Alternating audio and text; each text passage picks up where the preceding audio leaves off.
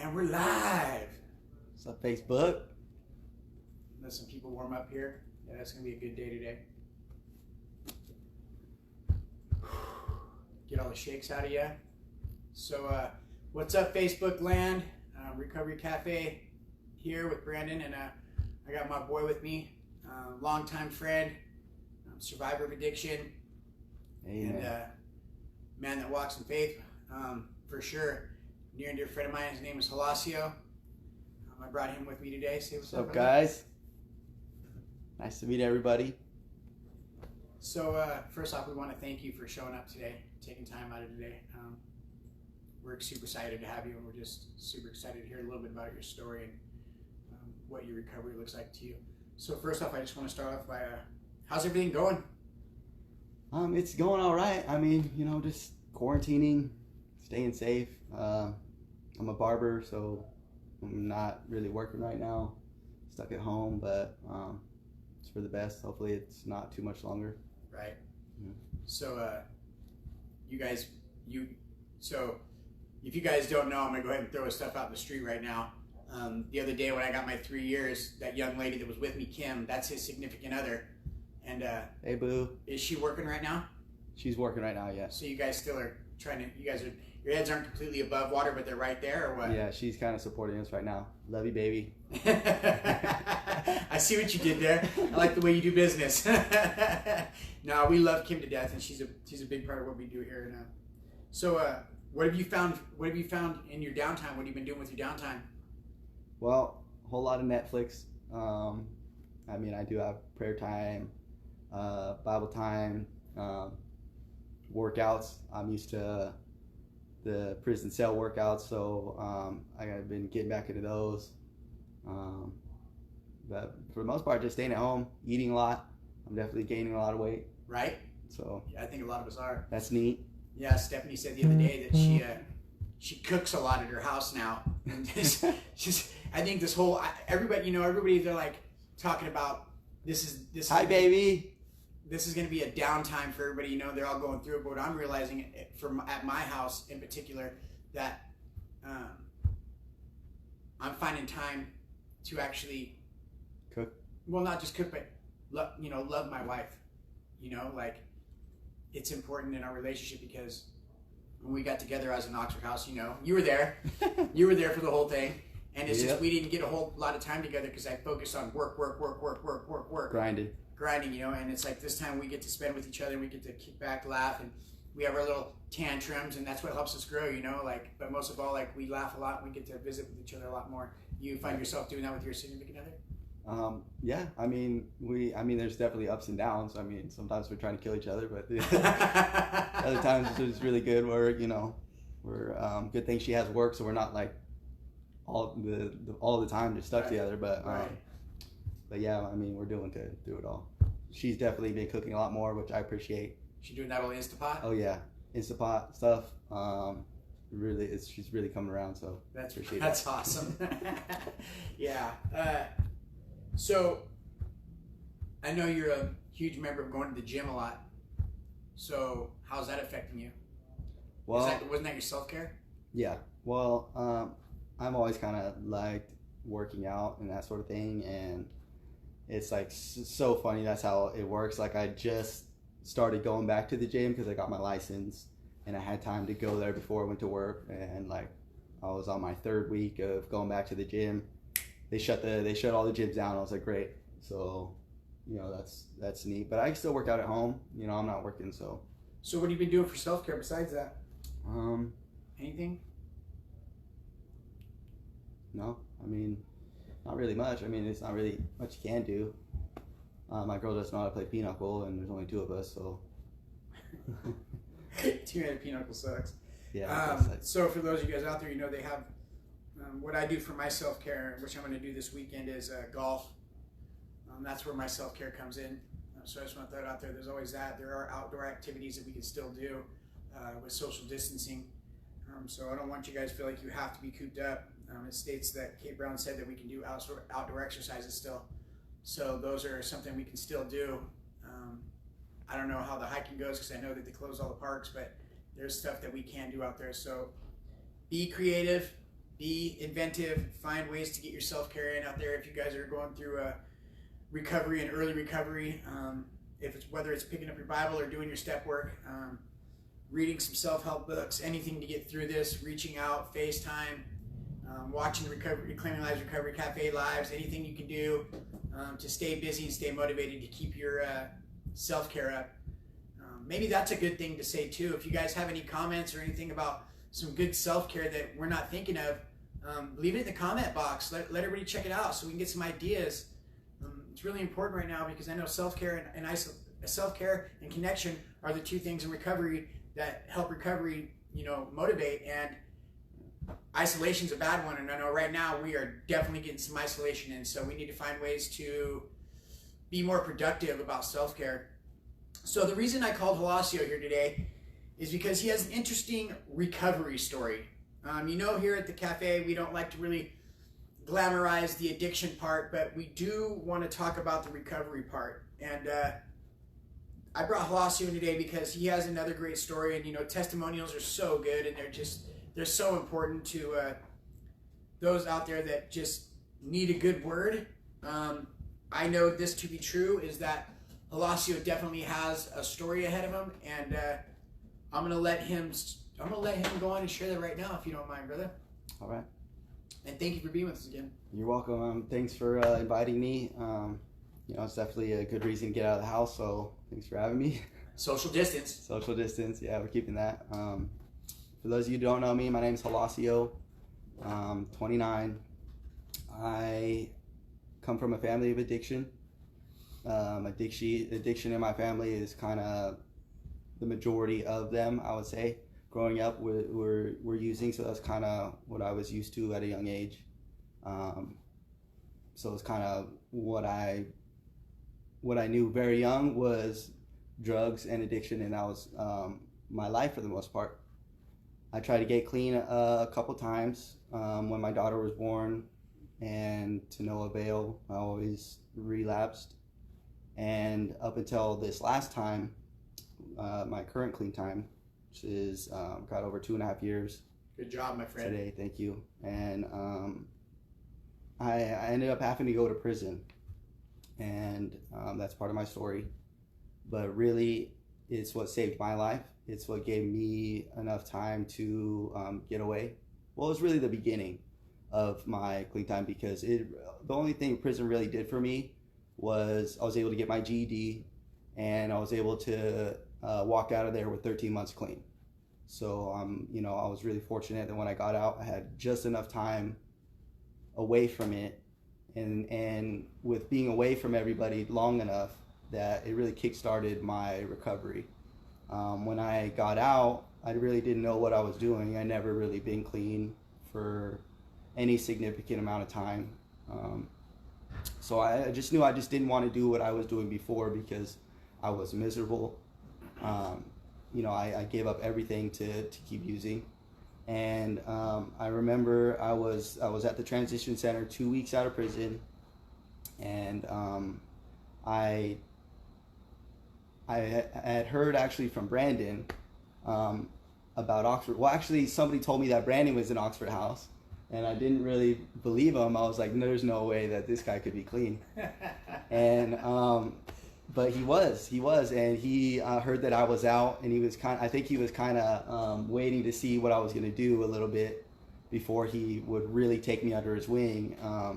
But we met up, and he kind of see it in my face, and I could see it in his face that he was happy. And I was like, I remember telling him, like, take me with you, Brandon, like, you're happy. And I've never seen anybody who's been in the streets like we were be that happy. And so he did.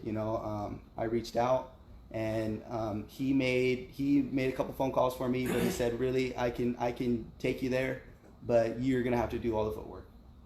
You're gonna have to be the one that's gonna have to stay clean and go out and work and do right by yourself. And so that's what I did.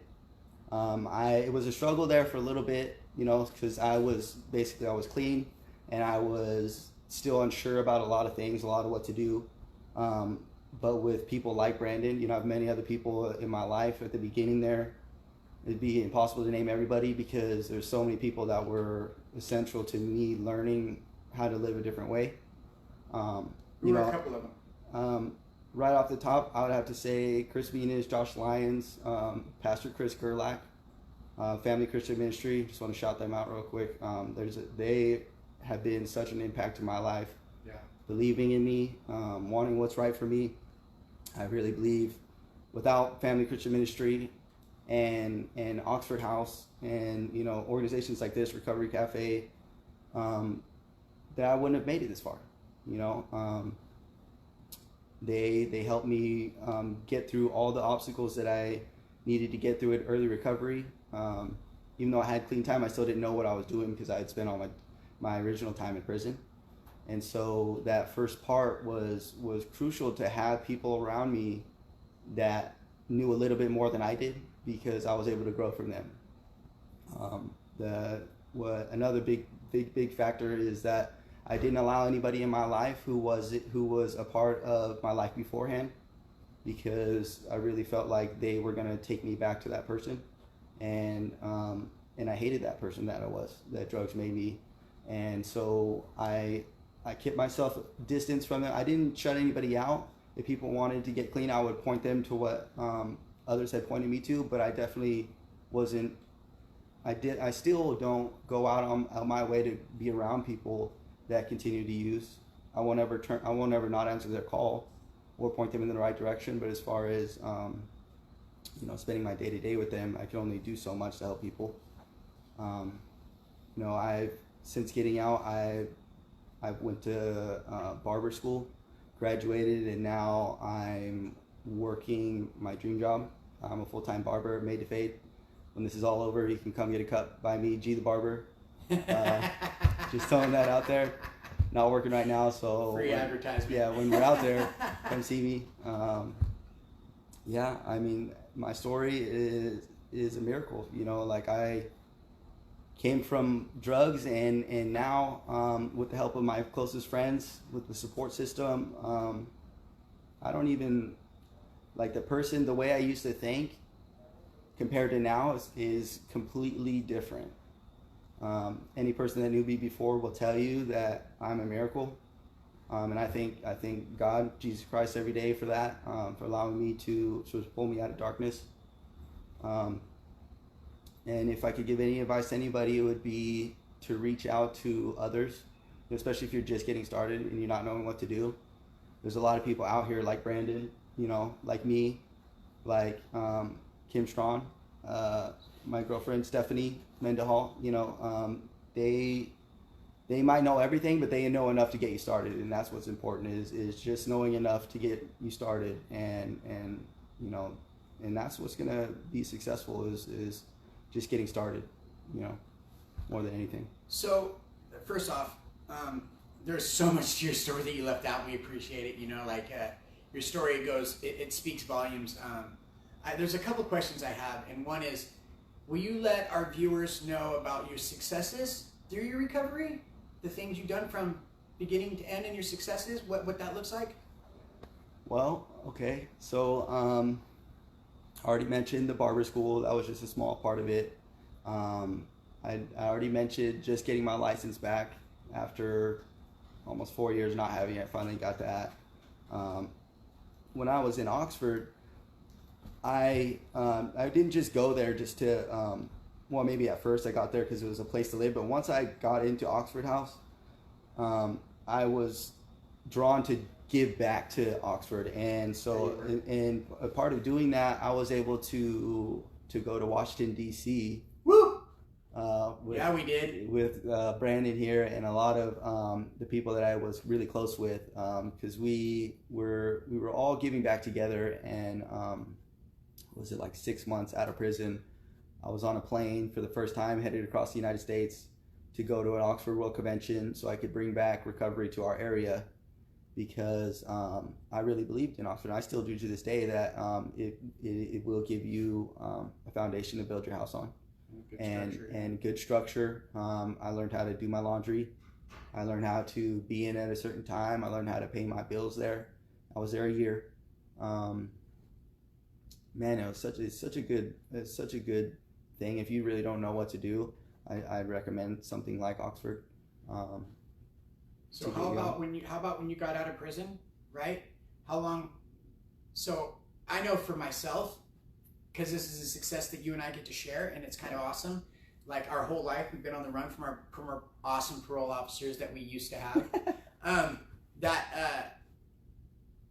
You were off parole in how long? As soon as your time was up? So I am technically still on parole. Oh, but 5 months after getting out, I no longer had to check in. That's pretty good. Yeah, I've been on inactive. I would have been off earlier, but because of my crime, they don't like to let armed career criminals off of parole or potential off parole early. You have to finish it out.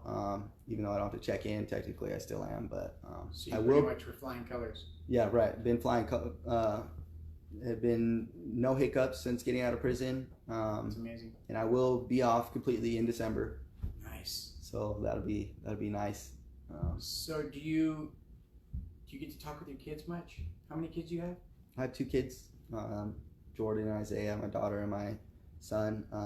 I get to talk with them every weekend usually, sometimes every other weekend, as much as I can. They're with my sister, going to prison. Where's she at? She lives in Oklahoma. Okay. And that's where they are. They're with her. Fortunately, I had family when I went to prison that stepped in for me and said that they would be there for them when I couldn't be.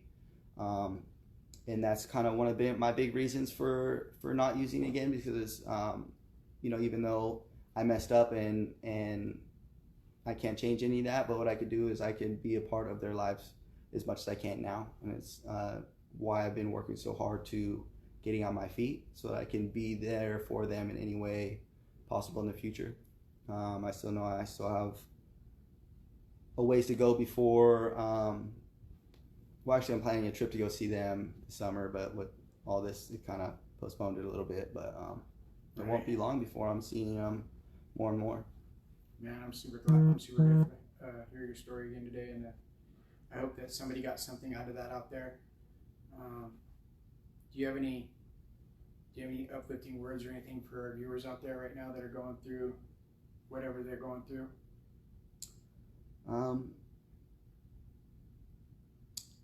If I could say anything, it would be to reach out. I know you can't really go around people, but you can still call somebody. If you're struggling with anything, you can call somebody. Even just like a quick little text message to let people know they're thinking of you. You'd be surprised how many people will take time out of their day to speak into your life. I know if you're involved in a church, you could always call your pastor or the people that are in the church. That's what I do. Staying connected on video meetings online and doing like Bible studies and FaceTiming. It's a good thing. Just to see people and talk to people, man. We're not alone. Man, super grateful for you, man. I'm super glad that you got to come in today. And for all you viewers watching out there, just try to keep your head up. We're here for you guys. If you guys need us, our numbers are everywhere. Couldn't be more blessed to have you here today, Gelacio, and we thank you for everything that you're doing for our community as well. You always are willing to put your neck out there for anybody, and that's why I had you here today. There's a few things he left out. He gives up so much of his time for other people too, and I think that's his way of being humble and not hold himself back there. But you guys, if you see him out there, give him a shout out. He's doing so good, and we're just so blessed to have him. With that being said, we love you guys to death. Tune in tomorrow. We got another special guest tomorrow, and reach out if you need us. God bless. God bless. Love you guys.